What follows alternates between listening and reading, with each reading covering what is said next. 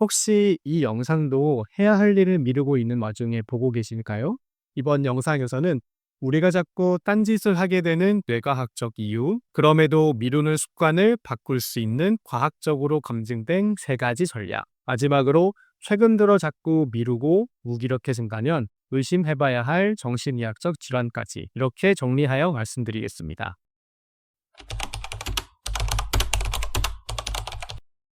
많은 분들이 의지가 약해서 딴짓을 한다고 생각합니다. 하지만 이건 또 오해입니다. 우리가 자꾸 딴짓을 하는 건 오히려 우리 뇌의 자연스러운 모습입니다. 우리 뇌는요, 기본적으로 즉각적인 보상을 추구하고 에너지를 아끼려는 방향으로 진화해 왔습니다. 우리 뇌의 전두엽이라고 하는 부위와 그리고 변연계라고 하는 부위는 늘 서로 싸움을 하고 있는데요. 전두엽이 하는 기능은 뭔가를 계획하거나 실행하거나 인내하거나 어떤 자기 조절을 좀 담당한다고 하면, 변연계가 하는 역할은 감정, 어떤 충동, 그리고 즉각적인 보상을 담당한다고 볼 수 있습니다. 어쩔 수 없이 우리가 해야 할 일은 어렵고 지루합니다. 이럴 때 전두엽이 그래도 해야 하니까 하자라고 명령을 내리고 일을 처리하려고 하지만, 변연계는 지금 당장 즐거운 것, 예를 들면 유튜브를 본다든지 게임을 한다든지 이런 것들을 선택하도록 만들죠. 일반적으로 전두엽의 힘은요, 변연계보다는 약합니다. 그렇기 때문에 결국 해야 할 것을 미루고 즉각 보상을 주는 행동을 하게 되는 것이죠. 게다가 뇌는 새로운 일을 시작할 때 더 많은 에너지를 소모합니다. 시작 자체를 회피하는 것이죠. 과거에 비해 현대 사회가 요구하는 것이 많아져서 그렇지, 원래 인간이라는 동물은 타고나길 게으를 수밖에 없다는 것입니다. 그럼에도 불구하고 우리는 현대 사회를 살아가고 있기 때문에 미루는 것을 줄일 필요가 있습니다. 여기서 소개할 세 가지 전략은 단순한 팁이 아니라 과학적으로 입증된 행동 수정 방법입니다. 시작이 어려운 분들은 시작부터 이후 결과를 내는 그 과정에 대한 압박감이 상당하기 때문에 시작을 못합니다. 해야 할 일은 많은데 시작이 안 될 때 그 일을 5분만 해보기로 바꾸는 전략입니다. 예를 들어서 책을 한 장만 읽어보자, 폴더에서 파일 제목만 읽어보자, 운동복만 입어보자, 이렇게 무언가를 시작만 해도요, 우리 뇌는 작업 개시 신호를 받아서 도파민을 분비하게 됩니다. 그러면 이 작은 행동 하나가 다음 행동으로 이어지는 도미노 효과를 만들어내는 것이죠. 우울증 치료에서 많이 쓰는 방법인데요. 일단 5분 걷기가 치료의 첫 단계로 활용되는 것입니다. 가벼운 시작이 도파민 활성을 유발하고 긍정적 경험을 하게 함으로써 가속화된다는 것이죠. 다시 말하면 5분 규칙은 뇌의 회로를 활용한 전략입니다. 시작이 어려운 분들 딱 5분만 해보시길 바랍니다. 혼자 할 일은 잘 안 되지만 누군가에게 말하거나 약속하거나 공유하게 되면 이상하게 더 잘하게 됩니다. 예를 들어서 오늘 오후 3시까지 PPT 3장 만들게.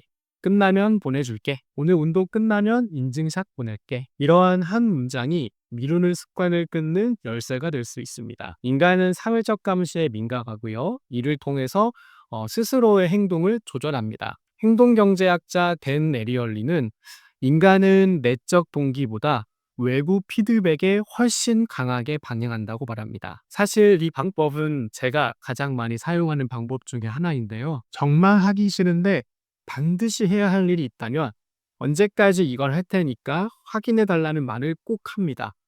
그런데 이때 중요한 거는요, 누구에게 말을 하는가입니다. 내가 너무 편한 상대에게 말을 하면 사실 하지 않아도 별일이 벌어지지 않는다는 걸 알기 때문에 잘 하지 않게 됩니다. 그래서 내가 약간은 좀 부담스러운 사람에게, 혹은 내가 좀 잘 보이고 싶어 하는 사람에게 얘기하는 것이 좋습니다.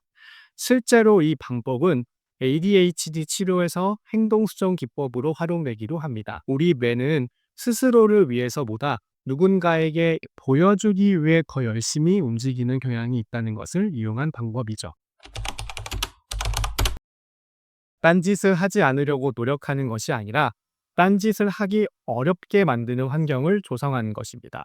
예를 들어서 휴대폰은 다른 방에 두는 것, 책상 위에는 할래 한 가지만 남기는 것, 유튜브나 넷플릭스 같은 거는 시간 제한 앱을 설정하는 것. 실제로 미국 MIT에서 시행한 연구에서는 산만한 물건을 치운 환경에서는 집중 지속 시간이 평균 2배 정도 증가했다는 결과가 있기도 합니다. 우리가 실제로 가장 많이 체감하는 거는 아마도 집에 있을 때일 겁니다.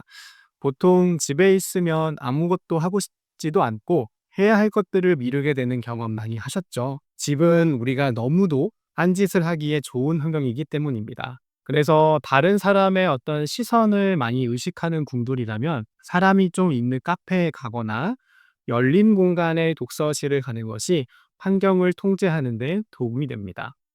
다른 사람들의 시선을 의식하기 때문에 어쩔 수 없이 일을 하게 되는 그런 환경을 만드는 것이죠. 아니면 정말 방해 요소를 다 없앤 나만의 공간을 만들 수도 있겠죠. 이렇게 환경을 통제하여서 미루기를 없애는 방법이 있습니다. 물론 여기서도 함정이 있긴 합니다. 바로 그런 환경을 만드는 것을 미루는 나 자신인 거죠. 이럴 땐 어떻게 해야 할까요? 앞서 말씀드린 5분 법칙을 이때 사용하세요. 5분만 카페에서 좀 하다 가지 뭐. 5분만 독서실에서 좀 하다가 가지 뭐. 이렇게 생각하고 5분만 하다 보면 어느 순간 10분, 20분 하고 있는 스스로를 발견할 수 있을 것입니다. 이전에는 그렇지 않았는데 최근 들어서 자꾸 미루게 되고 집중이 안 되고 기력해졌다면 그거는 어떤 단순한 습관의 문제가 아닐 수도 있습니다. 대표적으로 관련된 질환들이 몇 가지가 있는데요. 첫 번째는 성인 ADHD입니다. ADHD가 있으신 분들은 쉽게 산만해지고 한 가지 일에 몰입하는 것을 어려워합니다. 계획을 세워도 실행이 잘 되지 않고 해야 할 일을 자꾸 미루고 미룬 나에 대한 자책을 반복합니다. 또 물건을 자주 잃어버리기도 하고요. 시간 약속을 지키는 것도 어려워합니다. 그 원인은 전두엽의 도파민 그리고 노르에피네프린의 기능 저하 때문인데요. 이런 ADHD 같은 경우에는 최근 들어서 심해졌다고 느끼기보다는 예전부터 늘 그래왔던 분들이 있을 가능성이 높습니다. 이때는 평가를 하고 약물 치료나 인지행동 치료, 환경 조작 같은 것들을 병행한 치료가 필요합니다. 우울증은요, 의욕 저하, 피로감, 집중력 저하 등의 증상이 나타날 수 있는데요. 귀찮아서가 아니라 실제로 뇌의 기능이 저하되어서 행동을 시작하는 것을 어려워하게 됩니다. 자꾸 눕게 되고 아무것도 하지 못하는 시간이 길어지는 것이죠. 우울증은 단순한 기분 문제가 아니라 뇌의 시스템 전체가 둔화된 상태입니다. 이렇게 우울증 상태에서는 우선 약물 치료와 상담과 같은 전문적인 치료가 우선입니다. 번아웃은 정식 진단명은 아니지만 반복되는 업무와 감정 노동으로 인한 심리적 탈진을 의미합니다. 일은 하고 있지만 어떠한 의미도 없고 성취감도 없는 것이죠. 일을 하지 않는 날 쉬어도 피로가 회복되지가 않고요. 일을 하다가도 자꾸 좀 딴짓을 하게 되는 그런 모습을 보입니다. 번아웃이 있을 때 중요한 건 재충전과 기능 회복입니다. 무조건 다시 열심히 해야지라고 하려기보다는 어떤 내 상태에 대한 재충전이 필요한 시점일 수 있겠습니다. 저 역시 해야 할 일을 미루고 딴짓을 하는 경우가 상당히 많습니다. 말씀드린 세 가지 방법을 통해서 이전보다 조금 더 할 수 있는 그런 힘을 갖게 되었습니다. 한 번은 번아웃이라고 느껴서 재충전의 시간을 갖기도 했고요. 여러분도 스스로의 상태에 대해 점검해 보시고 제가 말씀드린 방법을 적극 활용해 보시길 바랍니다. 오늘 영상은 여기까지 하겠습니다. 앞으로도 정신건강에 대한 유용한 정보를 원하신다면 구독과 좋아요 부탁드리겠습니다. 이상 정신과 의사 장지원이었습니다.